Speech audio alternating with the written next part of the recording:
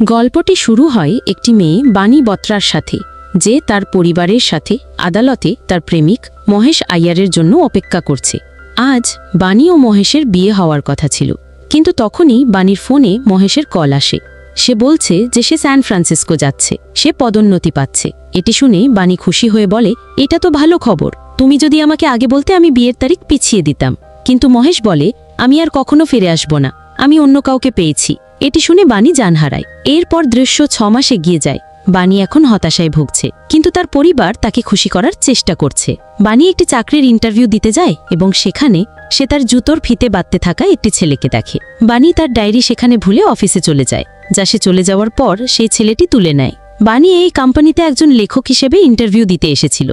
কোম্পানির লোকেরা বলে, লেখা ঠিক আছে, কিন্তু আপনাকে অভিনেতা, গায়ক এবং ইনফ্লুয়েন্সারদের ইন্টারভিউ নিতে হবে। তারা বাণীকে ইন্টার্ন হিসেবে রাখ। বের হওয়ার সময় সেই ছেলেটি বাণীকে তার ডায়েরি দেয়। সে বলে, বাণী বত্রা, তুমি খুব ভালো লেখো। বাণী যখন তার নাম জিজ্ঞাসা করে, ছেলেটি বলে, 2 মিনিট অপেক্ষা করো। এবং এই ছেলেটি গিয়ে কোম্পানির একজন কর্মীকে মারতে শুরু করে। সে চিৎকার করে বলে, তোমরা শুধু নেপো কিডস নিয়ে কথা বলো, আসল শিল্পীর কদর তোমরা বোঝো না। এই ছেলেটির নাম ছিল ক্রিশ কাপুর। ক্রিশ সেই লোকটিকে মারতে মারতে বলে, ক্রিশ কাপুর, এই নাম মনে রাখো। ক্রিশ এখান থেকে বের হয়ে তার দলের কাছে যায়। এখানে একটি ছেলে ছিল, একজন বিখ্যাত ব্যক্তির ছেলে, এবং সেই আগে মার খাওয়া লোকটি ক্রিশের জায়গায় সেই ছেলের প্রশংসা করেছিল, যার উপর ক্রিশ তার সাথে লড়াই করতে শুরু করে। গান আমি গাই আর প্রশংসা তোর হয়। এরপর ক্রিশের দল তার থেকে আলাদা হয়ে যায় এবং বলে, তুই একাই পারফর্ম কর। ক্রিশ এখানে একা পারফর্ম করে এবং তার পারফরমেন্স সবার ভালো লাগে। এরপর ক্রিশের একটি বন্ধু কেভি, যে অন্যদের মতো তাকে ছেড়ে যায়নি, সে তাকে বলে, আমার একজন বড় গায়ক প্রিন্সের ম্যানেজারের সাথে কথা হয়েছে, তাদের নতুন গান দরকার, তাই যদি তুমি তাদের জন্য গান করো তাহলে তারা তোমাকে প্রমোট করবে। পরের দিন ক্রিশ ও কেভি প্রিন্সের ম্যানেজার বিনীত রাওয়ালের সাথে দেখা করে। ক্রিশ বলে, দেখুন, প্রিন্সের স্টারডম কমে যাচ্ছে এবং আপনাদের আমাদের গানের দরকার, তাই গানে আমার নাম থাকবে, গানের কপিরাইট আমার নামে থাকবে এবং গানের ভিডিওতেও আমি আসব। বিনীত বলে, ঠিক আছে, কিন্তু আমাকে গান 5 দিনের মধ্যে চাই। এখন এত দ্রুত ক্রিশ গান কম্পোজ করতে পারত, কিন্তু সে গান লিখতে পারত না। আর এখানেই সে বাণীকে দেখে, যে তার কোম্পানির হয়ে প্রিন্সের ইন্টারভিউ নিতে এসেছিল এবং সিকিউরিটি গার্ড তাকে লেট হওয়ার কারণে এন্ট্রি দিচ্ছিল না। ক্রিশ বাণীর এন্ট্রি করায়। বাণী সরাসরি বিনীতের কাছে যায়। দুঃখিত, আমি ইন্টারভিউতে আসতে দেরি করে ফেলেছি। বিনীত বলে, কোনো সমস্যা নেই, এখন আপনি সরাসরি 2 মাস পরে আসুন। তখন বাণীর ডায়েরি দেখে ক্রিশ গান গাইতে শুরু করে। এই গানটি, ডায়েরিতে লেখা অর্ধেক গান প্রিন্সকে খুব পছন্দ হয়। সে জিজ্ঞাসা করে, বাকি গান কোথায়? ক্রিশ বলে, বাকি গান এই মেয়েটি এখন লিখবে। এখন গান লেখার বিনিময়ে বাণীর প্রিন্সের সাথে একটি এক্সক্লুসিভ পডকাস্টের ডিল হয়ে যায়, যার ফলে বাণীর কোম্পানির লোকেরা খুশি হয় এবং বাণী ক্রিশের সাথে স্টুডিওতে বাকি গান লিখতে যায়। সে ক্রিশকে বলে, আমাকে 8:30টার আগে বাড়ি পৌঁছাতে হবে, আমি রাত দেরি করে কাজ করব না। ক্রিশ বলে, ঠিক আছে। বাণীটাকে সিগারেট খেতে দেখে বলে, আমার সিগারেটেও সমস্যা হয়, তুমি আমার থেকে দূরে থেকে সিগারেট খাও। ক্রিশ সিগারেট রেখে বলে, ভুলে যাও। বাণী বলে, আমার সামনে গালিও দিও না। তারা দুজন একসাথে গান লিখতে বসে। ক্রিশ জিজ্ঞাসা করে, তুমি তোমার ডায়েরির পাতা কেন ছিঁড়ে রেখেছো? তোমার কোনো শখ নাকি? তখন বাণীর মনে পড়ে যে কিভাবে সে এই ডায়েরিতে তার এবং তার প্রাক্তন প্রেমিকের স্মৃতি রেখেছিল, তার জন্য উৎসর্গ করে গান লেখা ছিল, যা তাদের বিয়ে ভাঙার পর বাণী কাঁদতে কাঁদতে ছিঁড়ে ফেলেছিল। বাণী এখানে ক্রিশের সাথে বসেও সেই সব মনে করতে থাকে। সে আর কিছু লিখতে পারে না, বলে, আমার এত নীরবতায় কিছু লিখতে পারছি না। ক্রিশ রাগ করে এখানে কিছু সঙ্গীত চালিয়ে দেয়, এখন লিখো। কিন্তু বাণী লিখতে পারে না। ক্রিশ বলে, বড় বড় গান এই স্টুডিওতে এমনই তৈরি হয়, আর তুমি বলছো যে তুমি লিখতে পারছো না। বাণী বলে, সঙ্গীত স্টুডিওতে গান তৈরি হয় ঠিকই, কিন্তু লেখা হয় না। যখন আমরা গান শুনি তখন আমাদের একটি মুহূর্ত মনে পড়ে, খুশি, বন্ধুত্ব, ভালোবাসা, কি খুব কম গানই হয় যার হৃদয় ছুঁয়ে যায়, এবং সেই গানগুলো এমনভাবে তৈরি হয় না। সেই গানগুলোর পেছনে বিশেষ মুহূর্ত থাকে। মানুষ যখন সেই মুহূর্তগুলো অনুভব করে তখন সে তার অনুভূতি দিয়ে গান তৈরি করে, এবং যখন সে বছর পরে আবার সেই গান শুনে তখন সে সময় ভ্রমণ করে আবার সেই বিশেষ মুহূর্তটি অনুভব করতে পারে, যেমন প্রথম ভালোবাসা, প্রথম বৃষ্টি। ক্রিশ বাণীকে নিয়ে একটি ক্রিকেট মাঠে যায়। সেখানে সে ক্রিকেট খেলতে খেলতে বলে, মনে করো ভারত পাকিস্তানের ম্যাচ জিততে ভারতকে শেষ বলে 5 রান দরকার, এবং ক্রিশ নিজে বিরাট কোহলি হয়ে ছক্কা মারে। সে বলে, অনুভব করো, পুরো মাঠ তোমার জন্য চিয়ার করছে, এই জয় উদযাপন করছে। ক্রিশ বলে, আমিও এটাই চাই, পুরো বিশ্ব আমাকে চিয়ার করুক, আমাকে ভালোবাসুক, আমার নাম মনে রাখুক। ক্রিশ বাণীকে একটি রকস্টার হিসেবে কল্পনা করতে শুরু করে। সে গান লিখতে শুরু করে। ক্রিশ তার গান গায়। তারা দুজন পুরো শহরে ঘুরে বেড়ায়। ক্রিশ 8:30টার আগে তাকে বাড়ি পৌঁছে দেয়, কিন্তু সে তার হাত ধুলে বলে, আমার কাছে এখনও কিছু মুহূর্ত বাকি আছে। 8:30 হলে সে চলে যায়। তাদের পরের কয়েকদিন এমনই কাটে। ক্রিস বানিকে বিভিন্ন জায়গায় নিয়ে যায় যাতে সে অনুভূতি দিয়ে গান লিখতে পারে। কিন্তু এখানেই ক্রিসকে একটি মদ্যপ লোক দেখা যায়। ক্রিস তাকে দেখে তার বাইক ঘুরিয়ে নেয়। তখন সেই গায়ক প্রিন্স তাদের গানটি খুব পছন্দ করে। কিন্তু বিনীত বলে, প্রিন্স একজন র্যাপার এবং এতে র্যাপ নেই, এটি রোম্যান্টিক টাইপের গান, আমাদের কিছু হিপহপ চাই। এবং এখানেই ক্রিস সেই বৃদ্ধ লোকটির কথা ভাবছিল। সে ভাবতে ভাবতে বলে, কোনো সমস্যা নেই, আমি এটিকে হিপহপ স্টাইলে বানিয়ে দেব। এটি শুনে বানি বলে, ক্রিস, আমরা এই গানটি এত পরিশ্রম করে বানিয়েছি আর তুমি এটিকে পরিবর্তন করছো? পরিবর্তন হলে এতে সেই কথা থাকবে না। কিন্তু ক্রিস তার কথা শোনে না। সে বলে, আমি এই গানটি এই জন্য বানিয়েছি যাতে প্রিন্স এটি তার ইউটিউবে আপলোড করে এবং আমার নাম হয়। ক্রিস বলে, আমার টাকা চাই, খ্যাতি চাই, আমি এই দারিদ্রে মরব না। তখনই কিছু পুলিশ অফিসার আসে এবং আমাদের সামনে আসে যে সেই বৃদ্ধ লোকটি আর কেউ নয়, ক্রিসের বাবা, যে মদ্যপান করে রাস্তায় হাঙ্গামা করেছিল। ক্রিসের বন্ধু কেবি পুলিশের সাথে কথা বলে তাদের ছাড়িয়ে আনে। সে তাদের বাড়ি ছেড়ে যেতে যায়, কিন্তু ক্রিসের বাবা বলে, ছেড়ে দাও, আমাকে মরতে দাও। ক্রিস গিয়ে তাকে রাস্তায় ঘিরে ধরে, যাও মোরো। সে তার মুখে টাকা মেরে বলে, যাও এবং মদ্যপান করে মোরো, আমার কিচ্ছা যায় আসে না। বানি এটি দূর থেকে দেখছিল। ক্রিস আবার ক্রিকেট খেলতে শুরু করে। বানি তার কাছে গিয়ে বলে, ক্রিস, র্যাপ লিখে দিয়েছি আমি, এটি প্রিন্সকে পছন্দ হবে। বানি এখানে তার সমস্ত অতীত ক্রিসের সাথে শেয়ার করে। আমার প্রাক্তন প্রেমিক আমাদের বিয়ের আগে একজন ধনী বাবার মেয়ের সাথে দেখা করেছিল এবং সে সাফল্যের জন্য তার সাথে বিয়ে করে। এরপর সে আমাকে ভুলে গেছে, কিন্তু আমি তাকে ভুলতে পারিনি। আমি লিখতেও ভুলে গেছিলাম, কিন্তু তারপর আমার জীবনে তুমি এলে, যেটি সব বদলে দিল। তোমার কারণে আমি আবার লিখতে পেরেছি, আমি আবার হাসতে পেরেছি। বানি বলে, আমি তোমার জন্য একই করতে চাই। ক্রিস বলে, আমাকে সাহায্য করো। তারপর দৃশ্য পরিবর্তন হয় ক্রিসের বাবার দিকে। সে ক্রিসের দেওয়া টাকা দিয়ে মদ্যপান করতে গিয়েছিল, কিন্তু এখানের মালিক তার মানিব্যাগ কেড়ে নেয়। ক্রিসের বাবা তার সাথে লড়াই করতে শুরু করে। পিছন থেকে ক্রিস এসে তাকে ছাড়িয়ে আনে। ক্রিস দেখে যে তার বাবা তার মানিব্যাগে রাখা ক্রিস এবং ক্রিসের মায়ের ছবির জন্য লড়াই করছিল। ক্রিস এবং বানি তাকে পুনর্বাসন কেন্দ্রে ভর্তি করায়, কিন্তু এখানের ফি অনেক বেশি ছিল, তাই ক্রিস পরের দিন গিয়ে বিনীতর কাছে আরও টাকা চায়। ক্রিসকে এই টাকার বিনিময়ে গান থেকে তার নাম সরিয়ে নিতে হয়, অর্থাৎ ক্রিস যে খ্যাতির জন্য এত কিছু করেছিল সেটাই ত্যাগ করতে হয়। বানিকে ছেড়ে যাওয়ার সময়ও বলে, অপেক্ষা করো, আমার শেষ কিছু মুহূর্ত বাকি আছে। মানি জিজ্ঞাসা করে, কি হয়েছে? ক্রিস বলে, একটি গানের কথা হয়েছিল, একটি গান হয়ে গেছে, তোমার চাকরিও ঠিক হয়ে গেছে, সবাই খুশি, তাই এখনই সব শেষ করে দিই, সব খারাপ হওয়ার আগে। তারপর দৃশ্য পরিবর্তন হয় প্রিন্সের শোতে। প্রিন্স বানি এবং ক্রিসের তৈরি গান গাইছিল। ক্রিস দর্শকদের মধ্যে থেকে তাকে দেখছিল, কিন্তু তখনই সে বানির কণ্ঠ শুনতে পায়। মানি ক্রিসের সাথে দেখা করতে এসেছিল এবং এখান থেকেই তাদের প্রেমের গল্প শুরু হয়। মানি ক্রিসকে তাদের দলের ব্যাপারে জিজ্ঞাসা করে, তারা কি তোমাকে ছেড়ে দিয়েছে নাকি তুমি তাদের থেকে দূরে চলে গেছো? বানির কথায় ক্রিস আবার তার দলের সাথে মিলিত হয়। তারা আবার গান তৈরি করতে শুরু করে। বানি ক্রিসের ধূমপানের অভ্যাসও ছাড়াতে শুরু করে। সে তাকে একজন ভালো মানুষ বানাচ্ছিল। তাদের পরের গানটি ইউটিউবে জনপ্রিয় হয়ে যায়, লোকেরা ভিডিও চায়, সবকিছু একদম ঠিকঠাক চলছিল। কিন্তু তখনই একদিন বানিকে বাড়ি ছেড়ে যাওয়ার সময় ক্রিসকে বানির পরিবার দেখে ফেলে। বানির মা তাকে বলে, দেখো বেটা, তুমি খুবই সরল আর সেই ছেলেটি বদমাশ, সে তোমার সুযোগ নেবে না তো? একবার আগেও তোমার সাথে এমন হয়েছে, আগেরবার তুমি খুব কেঁদেছিলে। মায়ের কথা শুনে বানির আবার অতীত মনে পড়ে যায়। নিচ থেকে ক্রিসও বানির ব্যাগ দিতে ওপরে চলে আসে। সেও এইসব কথা শুনছে এবং এই কথার প্রভাবে বানি আবার জ্ঞান হারায়। তার জ্ঞান ফিরে আসে হাসপাতালে। ক্রিসও সেখানে ছিল। বানির বাবা তাকে বলে, যাও দেখা করো, কিন্তু বানির মা বলে, সে কি এর সাথে বিয়ে করবে? ক্রিস কিছু বলে না। বানির মা বলে, আমার মেয়েকে ছেড়ে দাও, আমার মেয়ে কারো সময় কাটানোর জিনিস নয়। ক্রিস ভেতরে গিয়ে বানিকে প্রথমেই বলে, চলো বিয়ে করে ফেলি, কিন্তু বানি বলে, কি ক্রিস, তুমি কি বিয়ের মানে বোঝা আছে? বানি বলে, তুমি আগে তোমার স্বপ্ন পূরণ করো, বিয়ে আজ না হয় কাল হবে, না হলেও কোনো আফসোস থাকবে না, কিন্তু আফসোস থাকবে যদি তুমি সুপারস্টার না হতে পারো। বানির কথায় ক্রিস গোয়াতে তার ভিডিও শুট করতে যায়।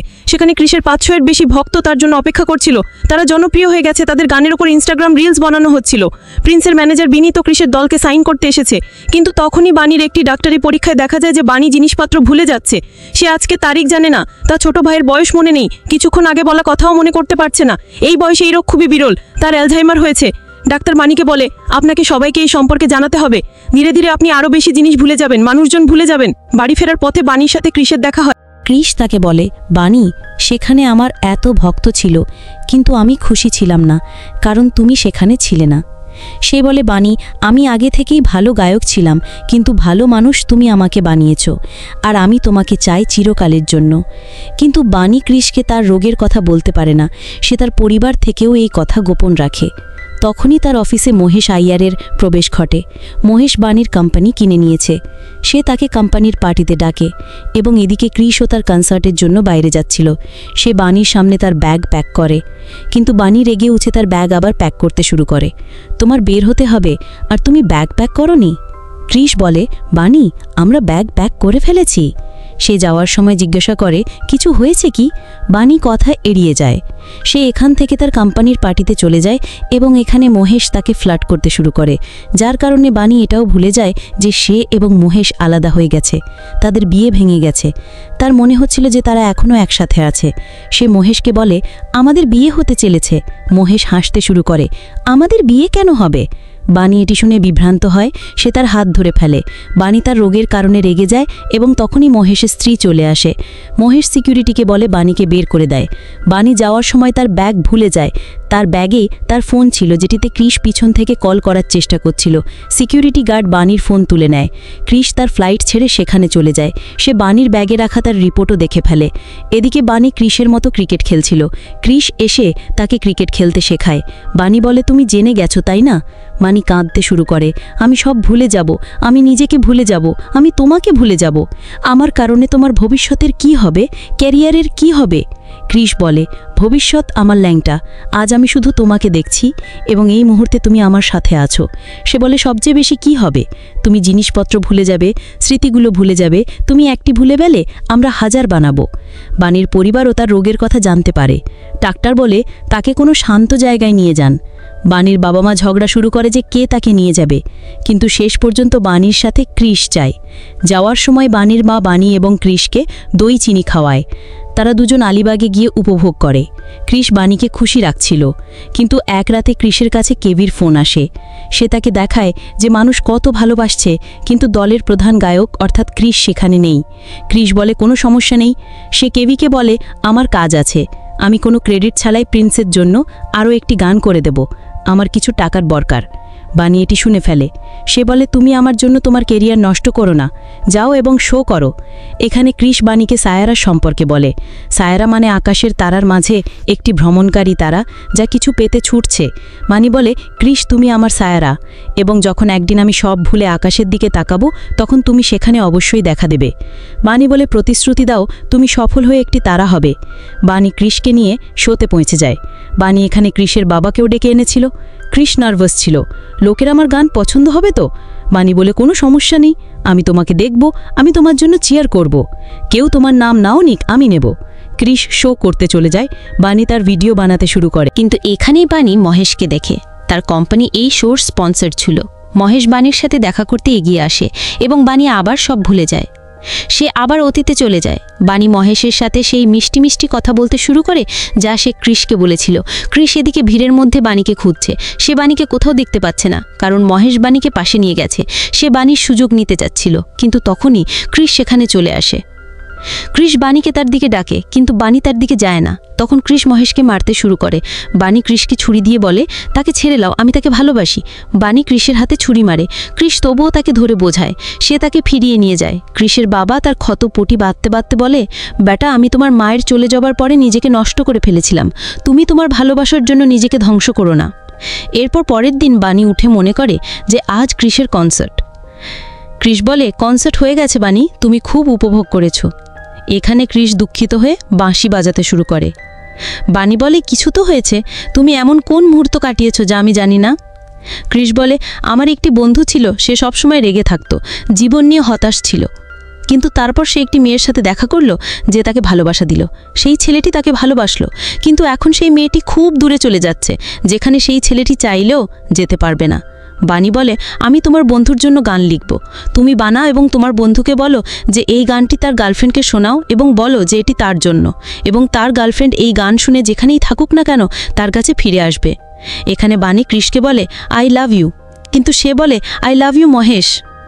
এটি শুনে ক্রিশ সরাসরি তার দলের সদস্যকে বলে, আমি দল ছেড়ে দিচ্ছি, আমি গতকালের ঘটনার জন্য বিনীতের কাছেও ক্ষমা চেয়ে নেব। কেভি, যে এতক্ষণ ক্রিশের সাথে ছিল, সে তার সাথে লড়াই করতে শুরু করে। তুমি সেই মেয়ের জন্য সব ছেড়ে দিতে পারো না, সেই মেয়েটি তোমার দায়িত্ব নয়, তার নিজের পরিবার আছে। কিন্তু ক্রিশ শোনে না, সে ফিরে যায়। কিন্তু এখন বাণী সেখানে নেই। ক্রিস চারদিকে বাণীকে খুঁজতে শুরু করে। সে এবং বাণীর পরিবার পুলিশে অভিযোগ করে, কিন্তু বাণী কোথাও পাওয়া যায় না। পুলিশ বলে এমন ক্ষেত্রে ফিরে পাওয়া খুব কঠিন। ক্রিস ভেঙে পড়ে। সে সব কিছু ভাঙচুর করতে শুরু করে এবং এই সময় সে বাণীর ডায়েরি পায়, তার লেখা সেই শেষ গান সায়ারা পায়। ক্রিসের বাণী সেই কথা মনে পড়ে। সে আবার তার দলের কাছে যায় গান বানাতে। 1 বছর পর ক্রিস সারা বিশ্বে ঘুরে ঘুরে এই গান গায়। বাণীকে খুঁজছে যে বাণী এটি শুনে ফিরে আসবে, কিন্তু বাণী আসে না। ক্রিস এবং তার দল লন্ডনেও একটি শো করার সুযোগ পায়। তারা সফল হয়ে গেছে, জনপ্রিয় হয়ে গেছে। কেবি এখানে তাদের গানের উপর বানানো রিলস দেখতে শুরু করে এবং এখানেই সে একটি ভিডিওতে বাণীর চোখ দেখতে পায়। ক্রিস সব ছেড়ে মানালি চলে যায়, যেখানে এই ভিডিওটি ছিল। ক্রিস জানতে পারে যে বাণী একটি মহিলা হোস্টেলে থাকতো। এখানের কর্মীরা বলে সে সবসময় শুধু তোমার কথাই বলতো। বাণীর রুমে ক্রিসের ছবি, ক্রিসের পোস্টার, তার সংবাদপত্রের কাটিং লাগানো ছিল। বাণী ক্রিসের জন্য একটি চিঠি রেখে গিয়েছিল, যাতে বাণী বলে, আমি আশা করি তুমি এই চিঠি কখনো পাবে না, কারণ যদি তুমি এই চিঠি পড়ছো এর মানে তুমি সব ছেড়ে আমার পিছনে ছুটে এসেছো, যা আমি চাইনি। এবং এখানেই আমরা জানতে পারি যে বাণী সেই কনসার্টের দিনের ভিডিও রেকর্ডিং দেখে বুঝতে পেরেছিল যে সেদিন কি হয়েছিল, সে কিভাবে ক্রিসকে কষ্ট দিয়েছিল এবং সেই জন্য বাণী সবাই থেকে দূরে চলে দিয়েছিল। এরপর এখানে বাণী ক্রিসকে পায়, কিন্তু সে কিছু মনে করতে পারে না। সে ক্রিসকে জিজ্ঞাসা করে, তুমি কে? ক্রিস বলে, আমি একজন গায়ক, কিন্তু অনেকদিন ধরে আমি গান বানাতে পারছি না, আমার কাছে কোনো শব্দ নেই। বাণী বলে, আমিও অনেকদিন ধরে লিখতে চেষ্টা করছি, কিন্তু লিখতে পারছি না। ক্রিস বলে, আমি বুঝতে পারি, এভাবে একা রুমে বসে গান হয় না। এখানে ক্রিস বাণী সেই কথাই পুনরাবৃত্তি করে, যে গানগুলি হৃদয় ছুঁয়ে যায় সেগুলি বিশেষ মুহূর্তে লেখা হয়, এভাবে নয়। ক্রিস বাণীকে এখান থেকে নিয়ে যায়। সে আবার তার সামনে ক্রিকেট খেলে সেই দিনটিকে পুনরায় সৃষ্টি করার চেষ্টা করে, কিন্তু বাণী কিছু মনে করতে পারে না। ক্রিস বারবার এটি করছিল, সে এটি করতে করতে ভেঙে পড়ে। তখনই বাণী বলে, ক্রিস কাপুর। তার ক্রিস মনে পড়ে যায়। বাণী বলে, I love you Chris Kapoor.